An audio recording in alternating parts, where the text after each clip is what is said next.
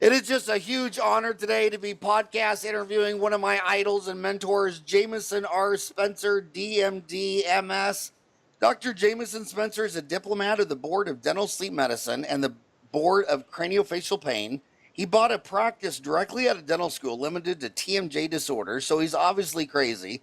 For the past 19 years, he has been focused on the diagnosis and treatment of TMJ problems and sleep apnea and has found that TMD and sleep apnea are often connected.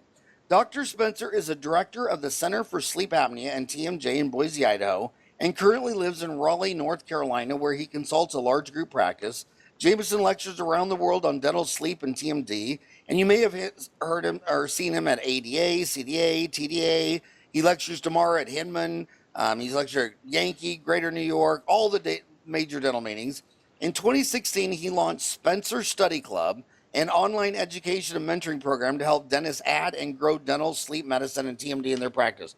Now, is that website JamisonSpencer.com? That's right. That's right, Howard. So if my homies went to JamisonSpencer.com, what would they find? So they'd find a couple things there. There's stuff there for people who want me to come and speak, although I am starting to limit my lecturing schedule a little bit. And then there's also a login there for what I call Spencer Study Club, and we can talk about that more a little bit later. So why are you starting to limit your speaking? You and I have spoke about this a little bit offline, but I am finding that this medium can get me to a lot more people, which is why I actually started this study club. I'm doing webinars now on a regular basis, and I'll have, a couple hundred dentists, which if I went to a dental meeting, to have a couple hundred dentists in the room would be kind of a big deal, because you throw all the staff and stuff in there, that'd be probably a 500 or 600 person room. And I find that I can do this from home. They're at home. They're not having to get in a plane. They don't have to stay at the airport Ramada. And I'm really looking at helping people learn more about this as easily and efficiently and inexpensively as possible so they can help their patients. Last month I had 2 lectures, 3 days apart, and to leave my house and get to my hotel room in Kuala Lumpur, Malaysia was 31 hours. Hello. And then the next day was Cambodia. And then to fly back home was 33 hours. And today we're lecturing to more dentists in Cambodia and Malaysia when I was down there at the damn lecture hall. There you go. So yeah, it just it's doesn't make sense. absolutely the future. So I'm gonna throw you under a bus with Please. Right out of the gate. Let me just throw you under a bus. The fact that if I interviewed, and I have probably 25 pediatric dentists, they don't disagree on anything. I've podcast 25 endodontists. They don't even have debates in endo. But your specialty, TMJ, I mean, it's almost like world religions. I mean, you have the Buddhists and the Hindus and the Catholics, and it seems like most all the controversies in dentistry revolve around TMJ and occlusion. I mean, you got guys like Dawson that you say to Dawson, is there any chance that like the brain could be causing this bruxing and grinding? And he just says no. And you're looking at this patient like he's like grinding and bruxing and all this. And you're like, they lost their job, their husband, they're getting a divorce, their kids got cancer, they wrecked their car, they're going, and you're like, are you sure it's all the interference on the buccal cusp of number 4? And then you look at everything you learned in occlusion, and then you go look at the orthodontist. When they bracket up a patient, they throw everybody's occlusion into just chaos. I mean, complete madness for 4 months. Well, Right. Those people don't all slip into bruxism and TMJ, right? So the question is, why is your field the most controversial? Well, okay. So first of all, as you know, there's no specialty in TMD, and that's probably a big one right there. So people refer to me as a specialist all the time, but I'm a general dentist. We know there's no ADA approved specialty in this area. I've been limited my entire career, but because of this fact, there are a couple, residencies at universities, only a couple. I know like one guy in the whole country that's been through a residency like that actually practices. Usually those people go into academics or they go foreign. So for those of us in the US and most of the world, it's self-taught. And it's mentorships, and it's I learned from this guy, and he did this, and this was my experience. And I think there's a lot of that dogma then that's passed down because you learned as an apprentice. You learned this is the way they did it, and this is how I do it. And this is actually how frankly, virtually all TMD is done, is because it's an apprenticeship for the most part with a dental assistant, meaning most dentists don't have a clue of how to do a night guard because we don't learn it in dental school. We get less than an hour of training on TMD. And it's not just us, Howard. ENTs don't learn about TMJ problems. Orthopedic surgeons don't learn about TMJ problems. This is the forgotten joint. It's no man's joint. It's the redheaded stepchild in the medical and dental world. And so you have a few weirdos like me that get involved in it. And we learn through experience, and you then tend to do what your experience teaches you. However, in my case, I started off as a bit of an occlusion guy, did a lot of crowns on people and stuff, figured out how to wean people off of splints, and I haven't done a crown in 16 years. So, and again, I'm not saying that that's wrong, doing the occlusal approach. I'm just saying there are different techniques to help people where they are. And I tend to believe that it's not so much what you have, it's what you do with what you have. And we see people with the jacked up occlusions every day of our practice, and they're fine. No headaches, no pain. They can eat beef jerky 3 meals a day. And then we see people with gorgeous occlusions, and they have headaches and pain, and they're suffering. So it's got to be a mixture of all these things, and I think it's also individual patients. So I don't know if that answers your question. That's kind of a convoluted way to answer it. No, I could listen to you for 40 days and 40 days, seriously. So I'm on the message boards. It has 50 categories. One's TMJ. One of the first questions that all these kids come out of dental school, 6,000 kids just walked out of U.S. dental schools, and the first fork of the road they get is they hear that there's two camps. One's neuromuscular like LVI, and then these other are more traditional CR like Dawson, Coist, Pankey, Spear. What would you tell a 25-year-old girl driving to work and she wants to learn more about TMJ, but she doesn't know if she should go down the neuromuscular or the CR route? What would you tell her? Gosh, that now there you're throwing me under the bus because that is pretty tough. So, you know what? I'm going to go with the style of this podcast and this uncensored and stuff, and I would tell them to save their money. Now, having said that, I think that they should learn all aspects of dentistry, and then they should look to learn how to diagnose. Here's the deal. As dentists, we always want to do stuff. We see something, we do it. Our diagnosis is instantaneous almost, and then it's how do we do? And I think that suckers people in on the TMD side is it's all about doing. It's not always about doing. Sometimes it's about thinking. Sometimes it's about figuring out what's the etiology. For example, with the sleep apnea stuff, for years and years, like you said, for years it was like, well, let's push the jaw backwards. Let's do this with the TMJ. And now we're looking at airway. We're looking at obstructive sleep apnea. And the people that were pushing jaws into the ear holes are now saying, well, maybe that's not so good for the airway. Maybe there's something else. And I start seeing a coalescing of a lot of ideas. I start seeing these people coming together on maybe we should protect the airway. And that, yeah, you know what? That might involve bringing the jaw forward. Oh my gosh, that's anathema to dentistry. We can't take the jaw forward. But they're thinking, well, maybe we can take the jaw forward. And so I'm seeing different camps coming together on certain things. But frankly, some of that, Howard, it's marketing, man. It's getting them into your camp because you've got the secret sauce, and you just got to get there and drink the Kool-Aid.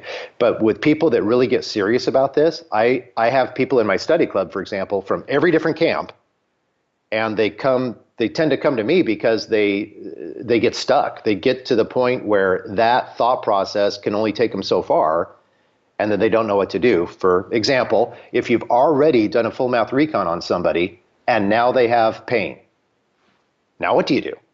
Do more full mouth recon? Change their jaw position again? Well, the patient's not going to be too thrilled about that. So maybe you need some skills on how to treat people without big phase 2 type things. So again, I would say learn about diagnosis. Learn about what's going on before you get excited about what do I do? How do I treat? Well, you know, they say a fool and their money will always part. Yeah, that's And true. I see these street smart kids who want to learn everything about, say, implantology, and they'll buy like a $150 implant textbook by like Carl Misch, and they'll just read that. And then Yeah. other people have to fly across the country and go to a $3,000 a weekend course and do that 10 times. And I'm looking at the guy who read the textbook knows more money than the person who dropped 50 grand. You said save your money. Well, but so what would she do? She wants to learn. You know, they come out of dental school and they always say they didn't teach me anything about TMJ. Right. I didn't do one Invisalign class. I didn't place one implant. So they don't realize that it's almost impossible to take 100 kids off the street and turn Yeah. them loose with a dental license. I mean, they need to be knowing how to do a filling, a crown, a root canal, and as you say, diagnosis and treatment plan. But if she's driving to work right now and she says, Jameson, I want to learn more about TMD. And you Yeah. said save your money. What would you recommend her do? Would you recommend her to go to your website? Well, yeah, but before I go down that road, I would say the first place that you start is at the large dental meetings. And again, like you said, I'll be at Hinman tomorrow. I'll be, wherever, CDA, TDA, ADA. Those are cheap, and people can go to those meetings. They can hear someone like me. They can hear other really good people that are invited to those meetings, not people that are paying to be there on the exhibit floor, but people that are invited to speak at that level of meeting tend to be people that are reputable and trustworthy, and they can go and see with those. For example, Jeff Okeson, Terry Tanaka. I mean, these are fantastic people, and they can see if they mesh with them, if they kind of get that philosophy, and then go learn more from them. And those roads tend to be pretty inexpensive. Now, as you said, for me, if people like my style, I've put it all together online at this point. So it's called Spencer Study Club. They go to jamisonspencer.com and they can learn about that study club. Now, by the way, I'm not sure when this will be aired, this podcast, but when they do that, they're going to find that enrollment is closed because I only bring people in July and December, and then I have special enrollments occasionally. However, for friends of Howard, if they email me at jamison@jamisonspencer.com, I can let them in. We don't do that for everybody, but for friends of Howard and Dentaltown, we could do that. And that's a way that they can have this access anytime they want. That's the problem with TMD is you go to a TMD course, you go to my course at the Hinman, and I teach you these things, and it might be 3 months before you see it in your practice. You cannot get good doing things so infrequently. So then you're like, what did he say? And you go back to your notes, except you threw those in the trash. So the online learning is fantastic because they can go back and go, what's that clicking thing? I can't remember what he said. And they watch it again. And they listen to it in their car. And they read the notes. And they do it 10 times. And they go, okay, now I got it. I got the patient. Now I can help the patient. And it's all accessible at the instant they need it, rather than waiting for the next mini-residency to start 6 months down the road.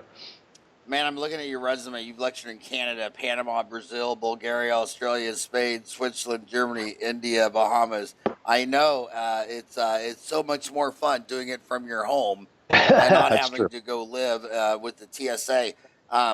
So, did you name it Jameson just to get all the Irish people thinking it has something to do with whiskey?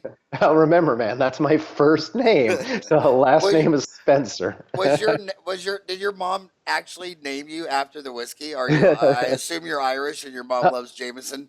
No, not at all. So, so mom wanted to name me Jamie, and dad said that wasn't a man's name, so I needed a name for when I was older. And so she came up with Jamison, Jamison. As you know, the whiskey is IE, I think. I and what does she call you when she's mad at you? Jamie or Jameson? Oh, it's definitely. Oh, that's true. Jameson when she was mad at me. So basically I got out of school in '87, and I swear to God, I never even heard the word sleep apnea in dental school. Probably the first 10 years out, and now it's just, man, you can't pick up any magazine at the airport without. I mean, there's even you even look at the books. I mean, there's books written on it at the That's right. airport. When did sleep apnea just show up? I mean, it reminds me of that. Remember that when we were little, that Mr. Kool-Aid he ran through the wall. That's Yeah, what sleep apnea was. I mean, it that's never true. existed, and then bam, everyone's talking about it. How did That's that right. happen, and how did you get into that? And is it related to bruxism and TMJ? Okay, great. So the reason I got involved in it is because I'm a TMD guy, and we put pieces of plastic in people's mouths, and that's how we treat sleep apnea, pieces of plastic in the mouth. So it's a natural connection. And I like to say too that dental sleep medicine is easy if you're an expert in TMD. And what I mean by that is if you get the jaw, you understand why bites change, you get capsulitis. When you put an oral appliance for sleep apnea in someone's mouth and something gets screwed up, you don't freak out because you're like, oh, okay, I get it. I understand what's going on.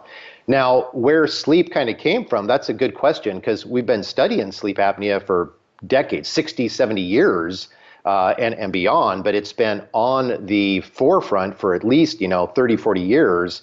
The Academy of Dental Sleep Medicine was formed in the late 80s. I became a member in the 90s. And then things changed also with insurance. So when I first started practicing, oral appliance therapy was never covered. And then it became covered from mild to moderate, kind of, well, if you got nothing else you could do, try an oral appliance. And now, in the United States anyway, oral appliance therapy is covered just like CPAP. Sometimes they have to try CPAP first if they have really bad sleep apnea, but for the most part, all insurance companies, Medicare, everybody covers it. And that is also why we are having so much more experience as dentists, which is why we're also getting better literature, better research, and why we're making all these connections. Now, on the bruxism thing, all of us every day, we see somebody that has anterior wear and they're bringing their jaw forward like that. And we say, do you clench or grind your teeth? And they say, no. And you say, yes, you do. Or someone's grinding your teeth down with a file at night and they say, no, I don't. Well, why would somebody bring their jaw forward like that? They're not doing it during the day. So we started thinking, well, maybe this is related to sleep apnea. And a Dr. Gilles Levine at University of Montreal has done more research than anyone on earth about this and shown that there is a connection between bruxism, jaw posturing, tooth contact, and sleep apnea. Jeff Okeson did a study in 1988 on this. So, 1986. So I was still in high school, 1986, and Jeff Okeson was studying this. So even though we have this perception of this is the latest kid on the block, maybe even some of your listeners right now are saying, that's just a fad. It's just the new fad. No, it ain't. So we've been studying this a long time. Jeff, in 1986, connected clenching and sleep apnea and sleep posture, as in people were more likely to clench their teeth laying on their back than on their side. And I like to say in my lecture, is that because laying on your back increases second molar interferences? Because it decreases canine guidance. No, it's because your airway gets blocked and your brain says, hey, don't want to die. I think I'll move my jaw. And so now we're connecting this to periodontal disease, which makes sense. We're connecting it to, I just saw an article last week on implant failure being significantly higher in those with sleep apnea. Makes sense. So all aspects of dentistry are converging on, hey, if someone is dying, if they are suffocating, maybe their brain cares more about oxygen than it does about enamel preservation or veneer preservation or implant preservation. And that's what we're seeing. And our experience is connected. And all of us, that's the coolest thing about this paradigm is the more you test it, the more it works. And that's a true paradigm, should be that way. The more we test it, this airway-centric approach, the more it should be tested that it is true. And that's what I'm finding. Again, I'm trying to help the 30 and under right now Yeah. because they're the podcast audience around the planet, and their dentists are like engineers and scientists. They're very cynical bastards. Yeah. And a lot of them say, well, I'm seeing this course on TMD, but I don't know. But it seems like the course is more interested in trying to sell me this machine or like a Yeah, totally. Biotronic or whatever. I'm looking at this sleep apnea course, but the brochure looks like it's more about selling me a machine. And they have $350,000 in debt. Do I need Yep. to buy a bunch of machines for TMD and sleep apnea? Is this going to be a big investment? Nope. So my approach, Howard, I call it the low BS approach, where BS stands for buying stuff, basic science, and bragging and strutting. So it's not about me. It's not about me showing slide after slide of research, although research is important, don't get me wrong. And it's for sure not about buying stuff. So yeah, I've got a cone beam CT in my limited practice, and a lot of your listeners have access to that because they do implants and other things. If you've got it, awesome. You can use it and you can see some cool stuff. You don't need it.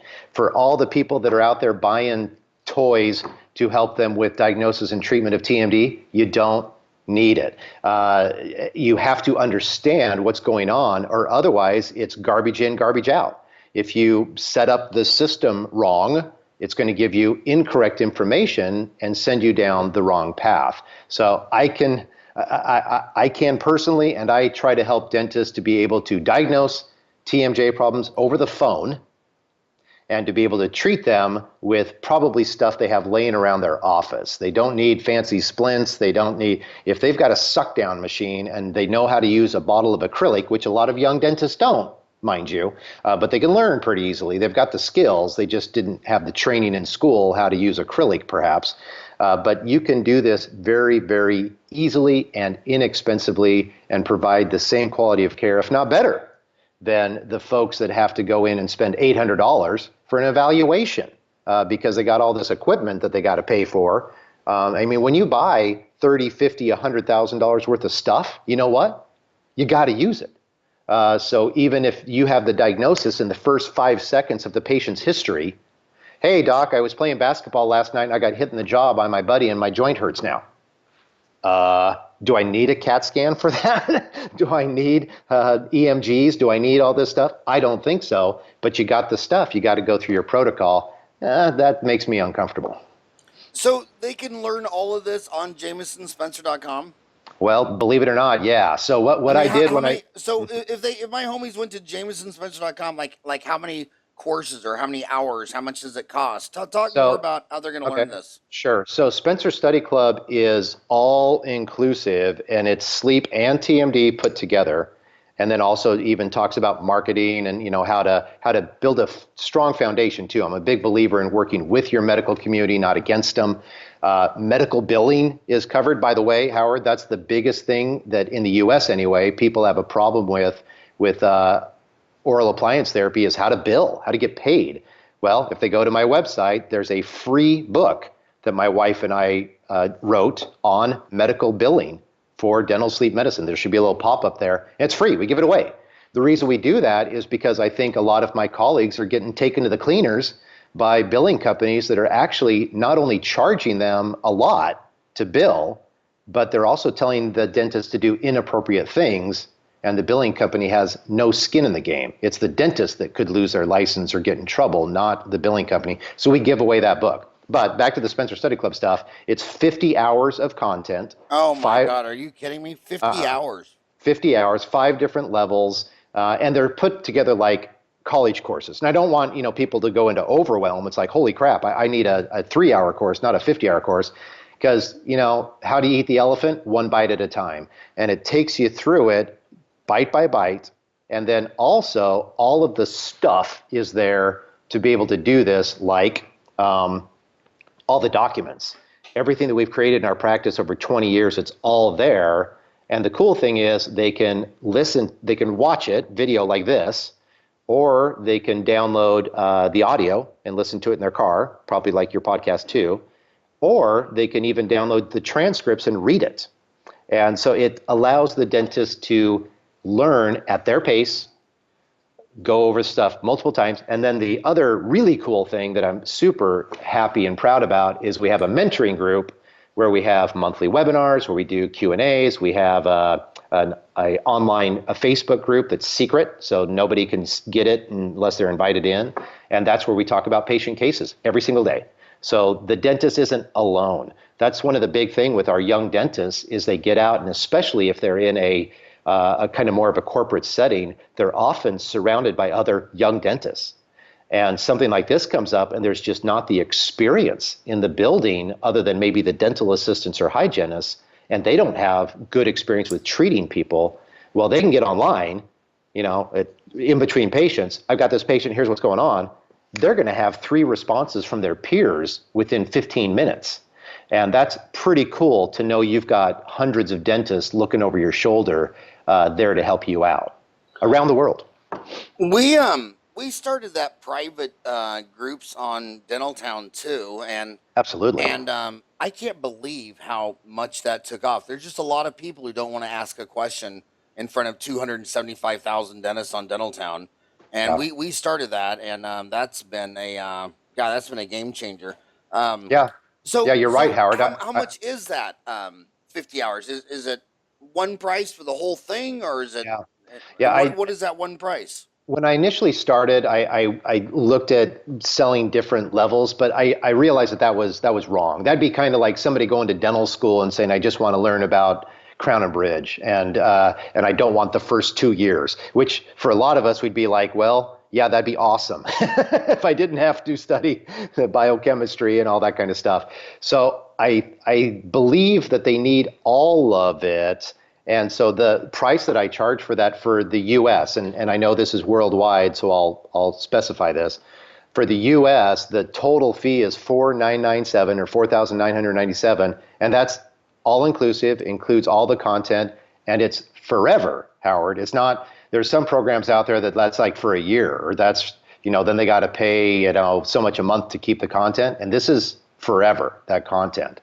The mentoring group, we do, if they want to keep part of that with the Facebook group and all that stuff, there is a small charge after an initial free period, but that's nominal. Now, since you're way bigger than the US, if they're outside of the United States and they're interested, have them email me because right now, for example, in 2017, my colleagues in Canada, they pay in Canadian dollars, not US dollars, because it's not really their fault that the Canadian dollar versus the US dollar is tough right now. So I have them pay in Canadian dollars. If you're in the Philippines and you get $100 for a crown, well, then we're going to figure something out. My goal is I want every dentist on earth comfortable diagnosing and treating the majority of TMJ problems, screening their patients for sleep, helping them get help. That's my goal. And that means I help people in my hometown by my practice get involved in this. I have members of Spencer Study Club that are in Boise because this is not competition. There are more people for us to help out there than we could ever help. And what percent of the population do you think has TMD or sleep apnea? Well, let me go to sleep apnea. It's a little bit easier. So with sleep apnea, my favorite study to quote on this was done in Sweden.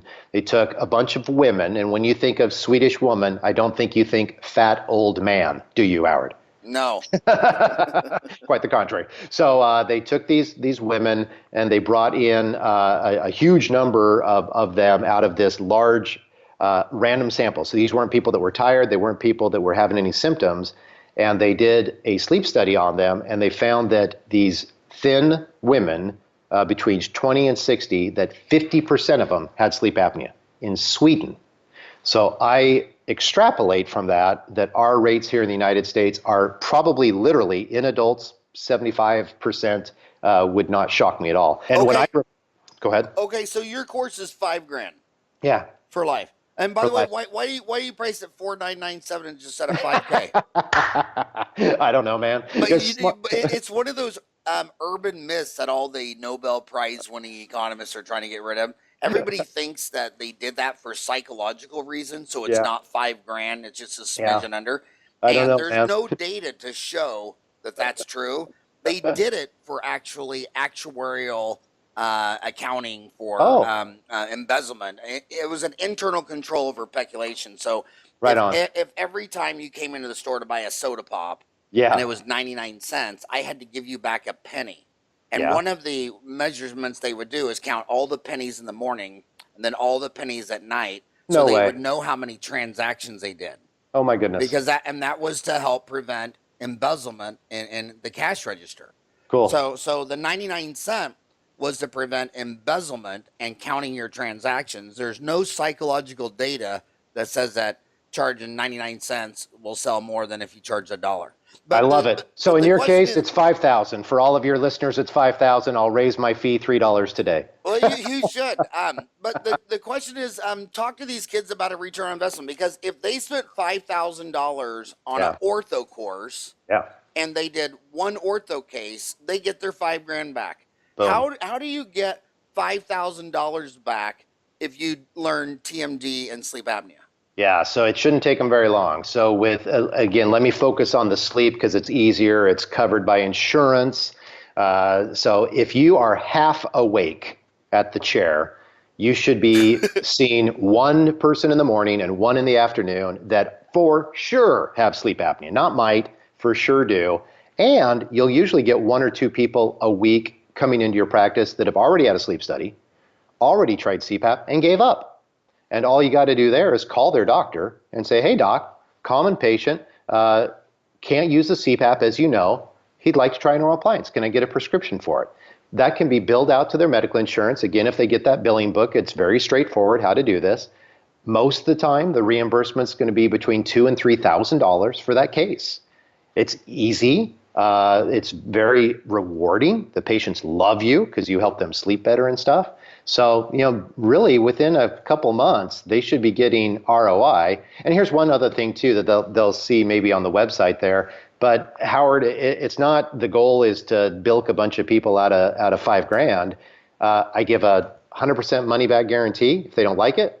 And again, what course can you say that about? You go spend basically one weekend course. If you took a couple staff members, is going to cost you more than $5,000. Oh yeah. With this, they're using it to train their team, which is probably the most important part of sleep and TMD. For the restorative dentists that are listening, and even the specialists, the way you do sleep and TMD profitably is you teach your team to do 99% of it. And there is no reason that a sleep appliance or a TMD appliance can't be being fit in the other room while you have a spinning handpiece in your hand. And that's really how these young dentists, if they've got capacity in their practice to see more patients, this is a way to see more patients without necessarily needing a lot more of their time. So I just downloaded on your app.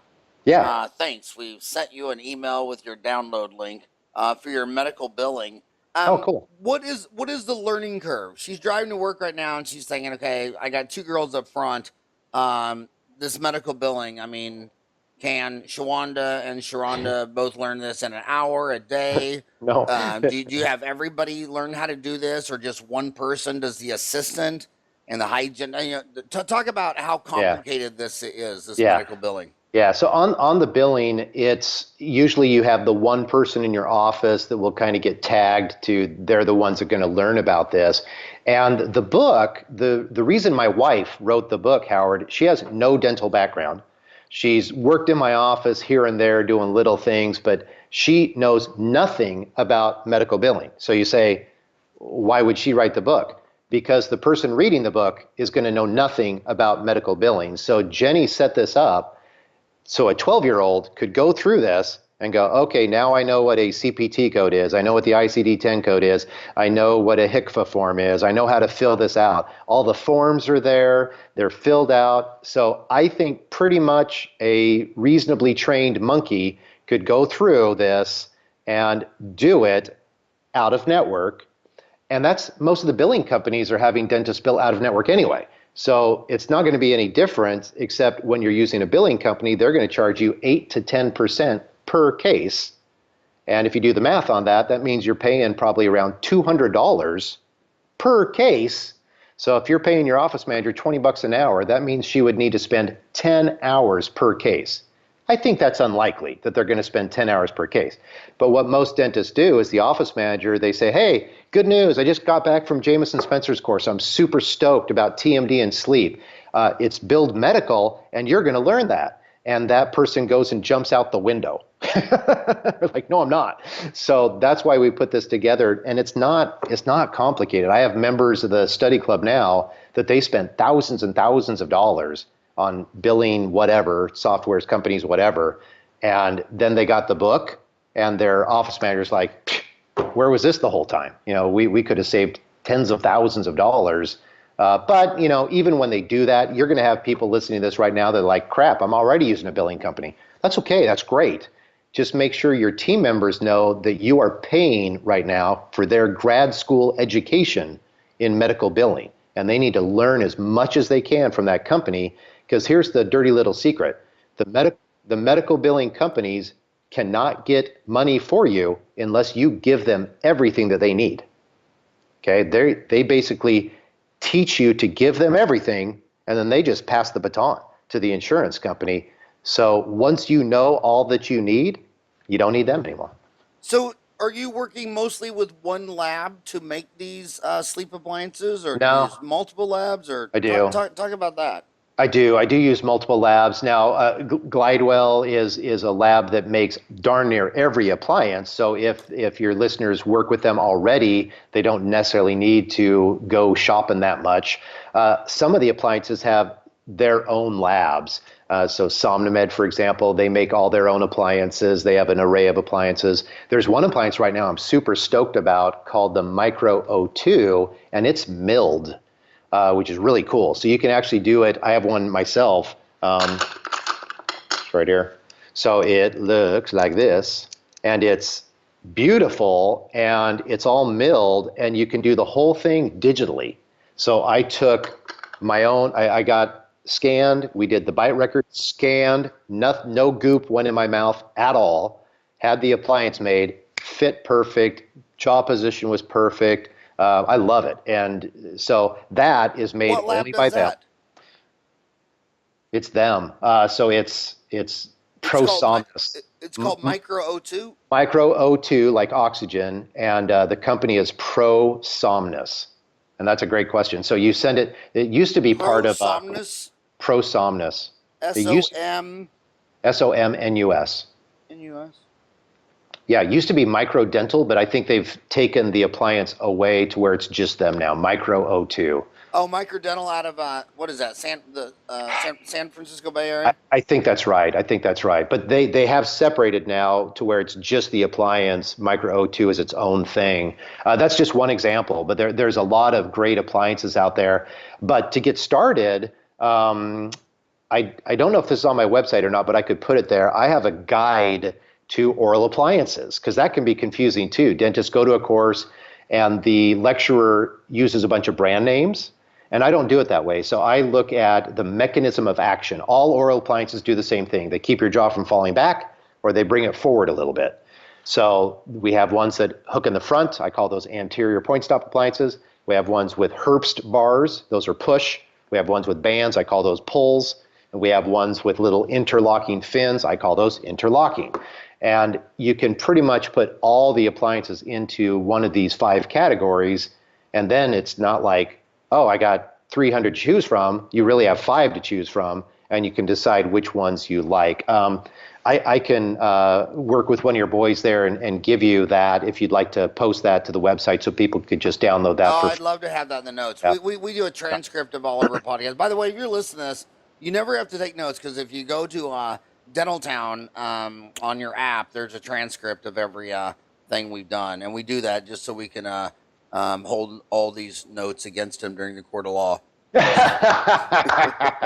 Then I retract. But you're right. It's different formats. You've already caught on to that. So you have the web, you have the transcript. Another great thing about webs and podcasts, a lot of millennials, they listen to it at 1x speed or 1.5 or 2.2. Yes. And I know a lot of people who will do an audiobook at 1.7, and they say, if I sat in my couch and read this book, it takes 6 to 8 hours, but I can go on a 4-hour 80-mile bike ride and do the whole damn book at 1.7. I do that the same way, and I'm sure your listeners that do that know this. It's bizarre, but when you listen to it faster, you pay attention. If we slow it down, our brain works so much faster than that we start, multitasking in our mind. We're like, what the hell was that? But if you do it fast like that, I do the exact same thing with books through Audible, and I can blow through a book and I stay focused because my brain is having to stay focused on that speed.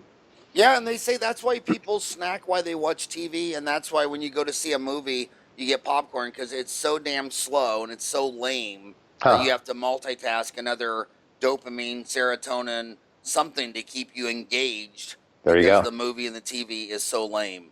That makes sense. So that makes total sense. That listening to it, 1.5, 1.7. What speed do you like? So I don't remember if Audible does 1.7. Maybe it does. So I usually just do 1.5. 1.5. Yeah. Very interesting. So what so as far as why do you back to this scanner? Why not putting the good mouth? What scan did you go with? There's so many scans. There are a lot, and I am not. I am the last person you want to ask about scanners because I'm not a restorative dentist in that nature. So I had heard from friends of mine that are really into that the Trios was cool. And so that happened to be the one that I had access to, and the lady came in with the cart and full color screen, and she does it. And I'm like, oh my gosh, it just blew my mind.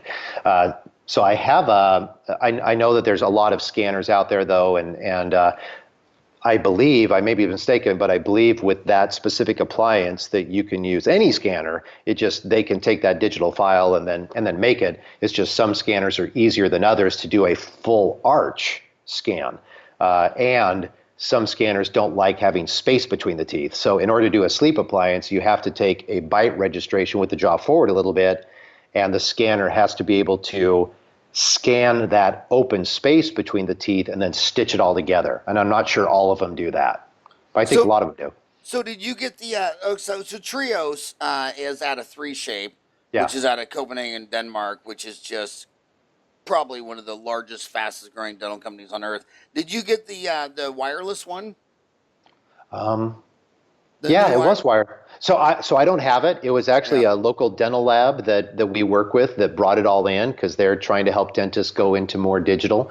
And but now that you mention it, yeah, it was wireless. That wireless thing, I mean, this company is huge. It scans full arch 17 seconds. It was crazy.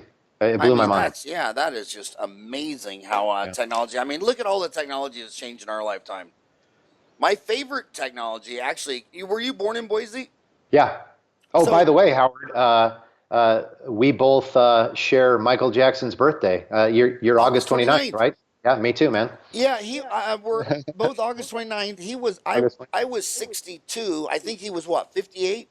50 something, yeah. So I was born in 69. Yeah, Michael's like 58 or something like that. Yeah, he was 58, I was 62, and you were 69. And you know why 69 is my favorite number? Why is that? Because that's how old Mother Teresa of Calcutta was when she got her Nobel Peace Prize. Okay, of course. That's why I thought you were going with that. That was my favorite nun when I was growing up in Catholic school. She really was. My favorite priest was Martin Luther. Okay. Because he stood up to the Catholic Church. All he did was translate the Bible into the common language German, so people could read it. Yeah. And now here you are 500 years later, and the lawyers still write these contracts so that nobody knows what the hell you're talking about. They still talk in a secret code, and just taking it to the people is what I like. Amen.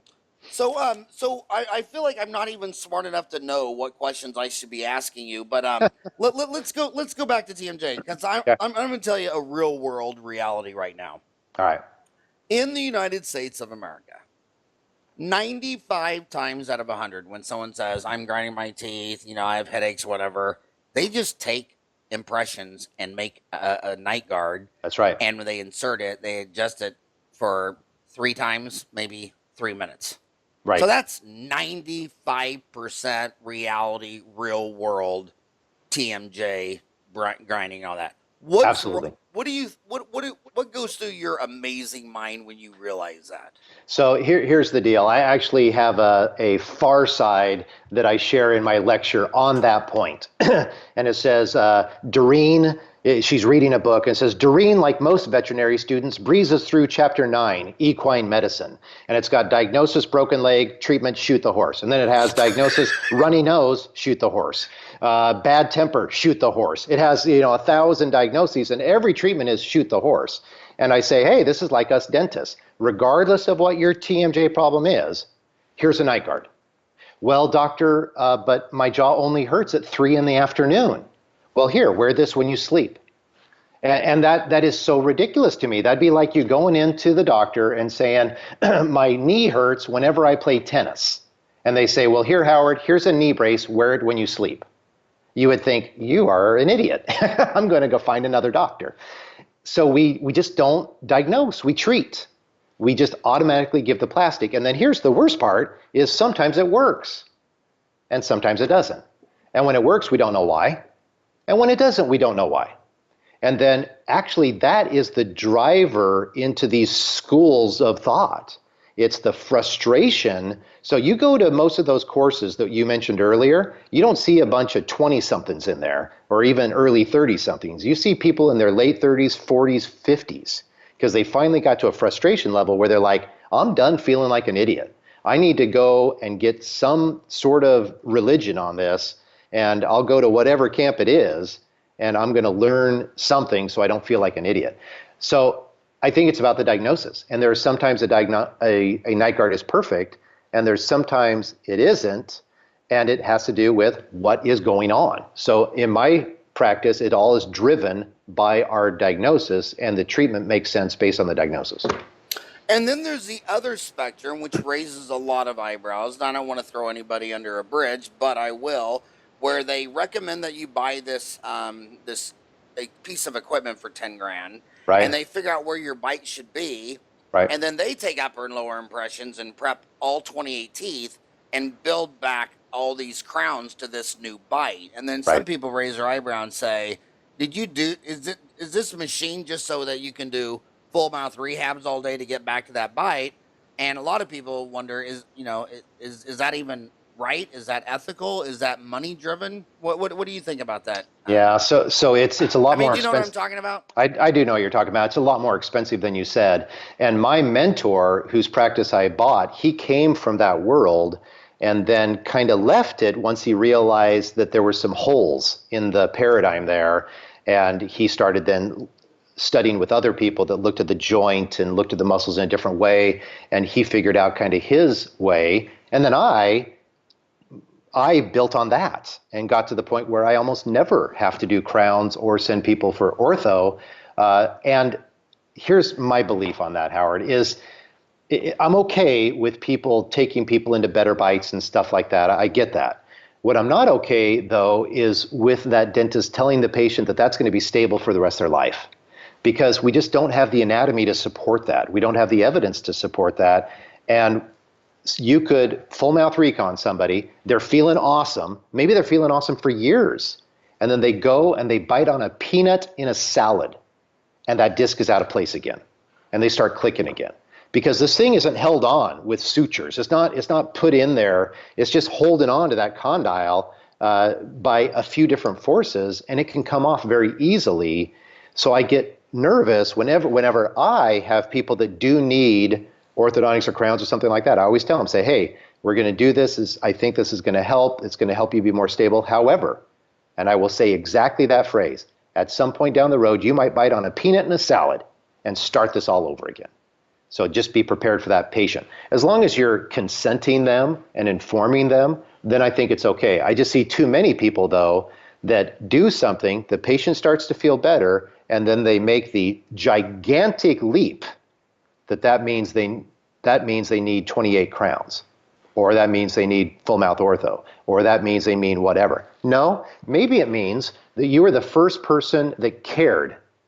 Maybe you were the first person that actually spent some time talking to them, because the 8 physicians they saw in a row never even touched them, never even put their hand on their jaw, never even asked them about the things that could be going on, and you did. And we all know, placebo effect gets kind of a bad rap. But when you care about somebody and take in that caring and they feel there's hope, they will start feeling better just because there's hope, just because you've got a plan. And I think, Howard, going back to your original question of 20 years ago, when people were going from jaw back as far as they can and another camp bringing it forward, and all those patients got better. What's that all about? Well, I think some of it had to do with anatomy, and some of it had to do with psychology, and some of it had to do about the relationship that patient had with the practitioner. which also means, by the way, if you're an a-hole, you probably don't get anybody better. So keep that in mind. Well, what was that called? What was the Westinghouse effect? It was back in MBA school where they did this experiment where they dimmed the lights on the manufacturing plant and productivity went up 10%. Hmm. And everybody thought, wow, they work better under dark conditions. So some guy did the opposite study and said, well, I'm going to raise it and see if that decreases it. And it also raised it 10%. And Yep. then it took them years to realize that they increased their productivity just because they thought you cared and you were watching them and you were engaging them and just showing them some attention. They got better. Yep. So I want to ask you another controversial question. There are hardcore occlusion people who say that TMJ has nothing to do with psychic energies and stress. There are other people that say, come on, if your dog just got ran over by a car and you got fired and you lost your house, are you telling me that that couldn't cause migraines and TMJ? So talk about how the occlusal rock molar versus stress in your 3.5 pound brain. Yeah, and it's where our experience lends us to believe that it's somewhere in between those two, and that's what I think is, again, as I said earlier, it's not necessarily what you have, it's what you do with what you have. So there's some people that are clenching, grinding, doing things like that, and it is emotional stress. Sometimes it's the stress of suffocating to death. Okay, so sometimes there's that too. That would be stressful, suffocating to death. But I do absolutely believe and have seen in my own life and have seen in patients' lives where they can have some significant emotional stress. They will clench. I mean, gnashing and grinding of the teeth is in the Bible, man. That wasn't written by neuromuscular dentists or gnathologists. So this has been around a long time, this idea that we will gnash and grind our teeth, and that's typically related to emotional stress. However, having said that, I do not tend to believe that the majority of parafunctional activity is due to that emotional stress, nor do I think it is due to occlusal interferences and all that kind of stuff. I do believe that there's an airway issue. I believe if the person has a patent airway at night, then they will be less likely to clench and grind their teeth. But I know from lots of experience, hundreds of cases, where we know their airway's protected with an oral appliance and they still grind their teeth. So the jury's still out on the why for every individual, but I think it's individual. One of my favorite things to say, Howard, is I don't treat statistics, I treat people. So every time a study comes out, I say, okay, great, let me take that into my database here and learn from that. But what if I'm treating the 1 out of 100? What does that mean for that one person? Well, that's 100% for that person. And that's how I treat every one of my patients, is as individuals, and I try to take as much of their history into account as I can. And again, I've seen people, it is for sure the emotional stress that is the biggest factor. And sometimes it's also a straw that breaks the camel's back. Maybe it is occlusion. Maybe they had a jacked up occlusion that didn't bother them until their dog died, and now it does. And maybe then you can even adjust their occlusion a little bit, and it makes a big difference. Maybe they also could have went to the chiropractor and it would have made a difference. Maybe they could have went to the nutritionist and got put on some B12 and it made a difference. So they just have to have something that takes them from symptomatic to asymptomatic, which is again why this field is so freaking confusing, because you have all these people doing stuff, physical therapists, chiropractors, dentists, voodoo doctors, and people get better. And we shouldn't then just throw it out and say it's all garbage. We should say, well, what aspect are they working at? And does that allow that patient to go from symptomatic to less symptomatic or even asymptomatic?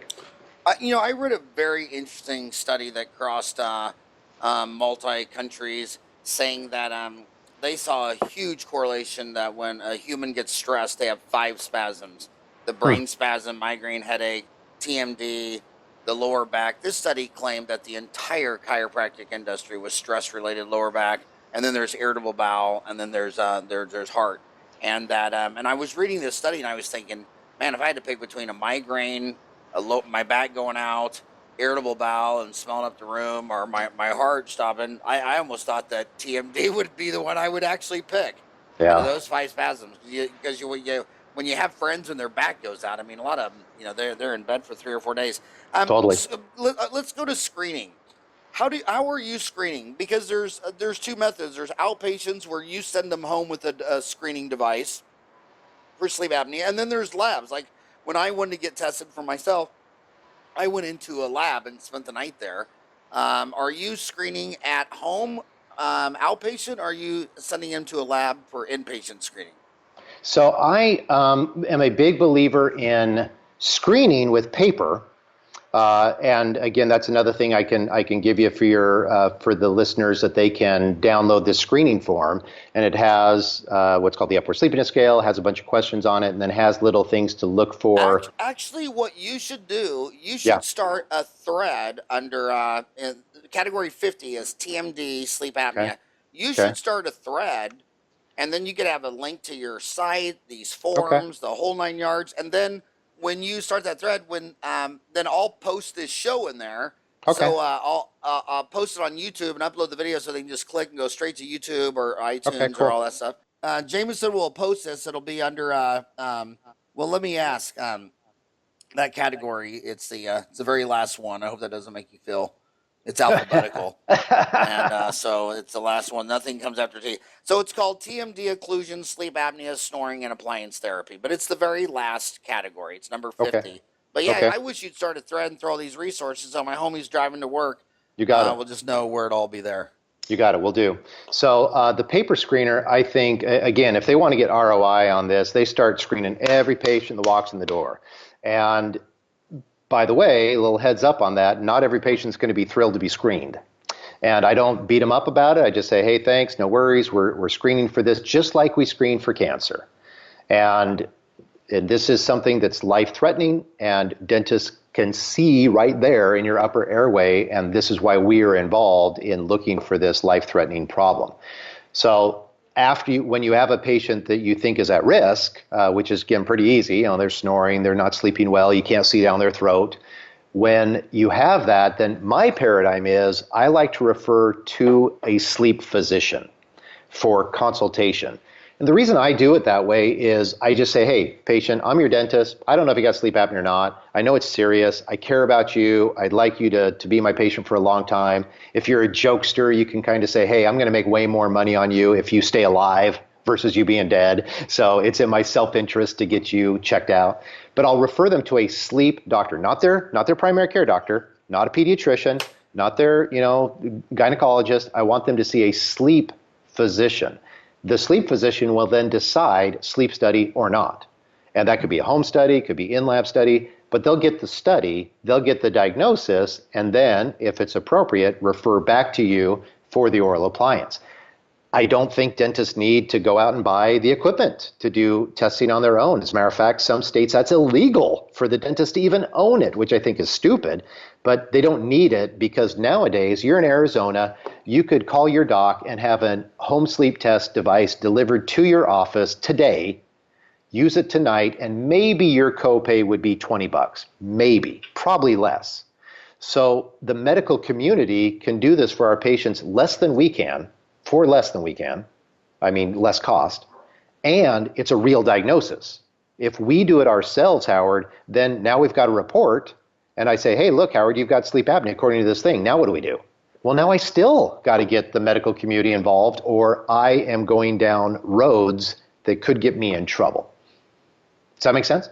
Yeah, it makes a lot of sense. You always make sense. You keep Thanks. it simple. I mean, you keep it simple. That's you keep my deal. It straight, and you have the most no BS approach That's to what my we're goal. talking about, and it's an honor that you're on my show. So Thanks, I got to ask you a question. Do you think Justice Scalia's death was related to not using his CPAP that night?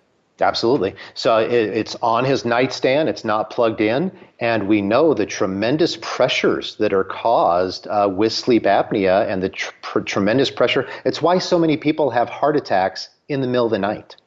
My dad, when he passed away, he woke up, sat up from bed, made a couple phone calls because he wasn't feeling well, and that's where he was found. He basically passed away. They revived him for a couple minutes, and he was on life support for a little bit, and then passed away. But he was dead when they arrived on the scene, and he woke up and had that event. And we see that over and over and over again. Why are people dying in their freaking sleep? So it's not because they're jogging. It's not because they're having a cheeseburger. It's because of the pressures that are going on with them trying to breathe and they can't. The incredible stress that causes, the incredible intrathoracic pressure and whatnot, and they die. So yes, I absolutely believe that Justice Scalia, and I'm glad you brought that up, Howard, because that's one of the things I bring up to patients when they say, you know what, yeah, no, I'm not interested in being tested. I don't want any of that. I'll just say, hey, you know what, I care about you. Heads up, we're going to talk about this again in 6 months when you're here. We do the cancer screenings. We do sleep apnea screenings. It's what we do because we care about our patients. I'll see you in 6 months, patient. Don't die in the meantime. And I say that a little bit in jest, and I'll smile. But the reason I throw out that don't die in the meantime is because someone will die in the meantime. And it might be Justice Scalia. And they will say, hey, this guy was found with a CPAP machine on his nightstand, not plugged in. And that patient will go, what the heck? My dentist said something about sleep apnea. Maybe I should look into this. And we all know, too, that women will tend to take our advice and they'll go get tested and because they don't want to die. They know that if they die, their family is screwed. Men, on the other hand, are like, got to die of something. You know, I guess, yeah, heart attack or whatever. So for men, I tend to lean now on this is going to screw up your testosterone. Okay. For women, I tend to lean a little bit more on this can cause problems with hormones and result in weight gain. And those tend to be motivating factors for them to do that next step. You know, when I die, I want to die like my father did, peacefully in his sleep, not screaming like all the other passengers in his car. Amen. Great Will Rogers joke. Yes, it is. I've heard that one. Back to TMD. Lots of people believe you brought up the woman card. Lots of people believe that 80% is women. Yeah. Some people say that that's because they have estrogen. Other people say it's because men don't go to the doctors and they're just twice as likely to get treated. Is it Right. what percent of a TMD practice is generally women versus men? And why do you think that is? I would say easily 80 to 90% of the patients will be women, and it is because of the things you said. However, here's that airway related paradigm coming back into the equation. So if a thin woman is going through this and maybe trying to protect her airway, and maybe that's resulting in clenching the teeth or grinding, posturing the jaw, that could cause pain and dysfunction, right? But a thin woman goes to her doctor and says, hey, doc, I'm tired. I don't got the energy like I used to. I'm just not feeling well. That medical doctor is giving that woman Prozac, okay? If you or I go to the doctor and say the exact same symptoms, we get a sleep study because we're dudes. So I think that TMJ problems that are way more women than men, chronic fatigue syndrome, fibromyalgia, depression, there's a lot of these things that may actually be, not are, but may actually be misdiagnosed sleep apnea that's untreated. And how I put it, Howard, is, is all depression misdiagnosed sleep apnea? No. Of course not. That'd be too easy if all we had to do is blow air up the nose or stick a thing in the mouth and cure all depression. But before my wife goes on Prozac, she's getting a sleep study. Is all ADHD in kids misdiagnosed sleep apnea? No, that'd be too easy if all we had to do is pop out their tonsils and cure all ADHD. But before my kid goes on Ritalin, he's getting a sleep study. And it just, to me, it's common sense. If President Trump made me Surgeon General, every freaking kid in the United States would get tested for sleep apnea. It would be mandatory before they were put on drugs. Mandatory. And I think there's just so much of this out there. And we as dentists, we are the physicians. We are the primary care providers that will figure this out because we actually have time with our patients. We look at their airway. We talk to them. That's a lost art in medicine. You do not talk to physicians anymore. They don't know you. They have no relationship for the most part. They do with us. So the ball's in our court, man. And we can help millions of people with this problem. And you go into, when we were little, every grade had recess or PE. Yeah. And they've gotten rid of PE in all the high schools. And they're telling this kid needs to be on medication because he's bouncing in the seat. A little boy can't sit in a chair for 8 hours. No. And I'm so extreme that way. I think dental school should bring back PE. I think it should be mandatory back. I mean, you're a monkey, and a monkey needs to run and jump and play and swing and throw a Yeah, dodgeball and shoot some hoops just yeah. to move everything around. And I think when they don't do that, then they go in the break room and eat Cheetos and grind their teeth more. Yeah, you But probably haven't noticed what this is in the background, but if you can see that thing right there, I yeah, have a treadmill desk. So when I'm working on my nice. computer and doing emails, I'm walking. My wife and I will walk 5 miles a day while we're working. And amen to that, Howard. We can't just be sitting here, trying to have our brains look at a freaking screen all day. I don't think that that's what God created us for, was to sit and look at a screen all day long. And one last thing. First of all, it was just a huge honor that you come on the show. But just one last thing. You said Yes, you sir. have 50 hours or 47 hours on your It's Jamison it's it's Spencer. about 50. I usually say 45 plus because there's some of the hours that are practice management related, and people won't get credit for those sometimes based on their state. So I say 45 plus, and there's actually well over 50 hours of content, but speaking purely AGD CE credit wise, it's about 47 hours, something like that. Well, you got a 250,000 dentists on Dentaltown, and 50,000 have downloaded the app. We Wow, put about 275 courses on Dentaltown, and they've had almost 1 million views. my If you goodness. already have the content, if I was you, I think the best free marketing you could do is put the first hour on Dentaltown. You So got then it. they get to meet you, they fall in love with you, and then you end it after this lecture. If you want 47 more hours, log on to Jamison Spencer. But I think it'd be really good for my townies, and I think it'd be amazing marketing for the remaining of the deal. I will make that happen, Howard. All right. Well, hey, and you're in my favorite state for politics. Member of the well, it was the potato. Who was the billionaire? J.R. J.R. Simplot.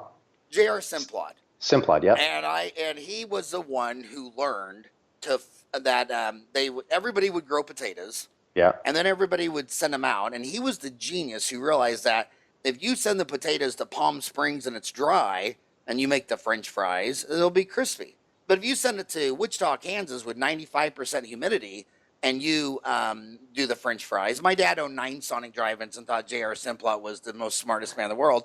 That Wow. the humidity would make the potatoes soggy, and you Huh. make the French fries, and they weren't snappy, crispy. And depending on the humidity of where a Sonic drive-in or McDonald's was whether or not you had crispy, crunchy French fries or soggy French fries. And it was Simplot who said, I'm going to flash fry them. I'm going to drop them in 350 degrees oil right as they come out of the ground. We're going to process them. We're going to cut them. We're going to shred them. And we're going to cook them just for the first 10 seconds to Wow. lock everything in, then throw them in a frozen bag, and you have frozen French fries. Didn't even know And that. it was J.R. Simplot that took my dad from being so frustrated trying to figure out why are some fries soggy and some more crispy. And Simplot figured out the whole damn thing with flash Yep. freezing and became a billionaire. Billionaire, But I absolutely. love his politics. So they said to him one time, they said, well, you're in Idaho. You're a billionaire. Have you ever thought about being a governor or a senator? And he said, why? I own them all. What's funny, Howard, I don't know if you know this or not. I know you've been to Boise because I hosted you there a long time ago. But there's a big old house up on a hill, and that was J.R. Simplot's house. And the governor, actually, he donated that to the state so that it could become the governor's mansion. But that's right. He gave that away because he was such a philanthropist, but also a multi-billionaire who, to the day he died, he couldn't drive at the end, but he had a beat-up Ford pickup truck that he drove, and he would drive this golf cart after he couldn't drive that pickup truck to a club and play cards with his friends. He was just a great man. And you and him have a lot in common. You just keep it simple. Well, I that's mean, that's all I can do. I'm not smart enough to make it complicated. well, all the game changers, it was something simple like flash frying a French fry. I mean, There you go. imagine, who would have thought in school that you could be a billionaire if you just had the insight to flash fry a French fry? But That's that's right. what it comes down to. Thank you so much for spending an My hour with pleasure. me today, buddy. You betcha. Thank you so much, Howard. All right. Good luck on your lecture at Hinman.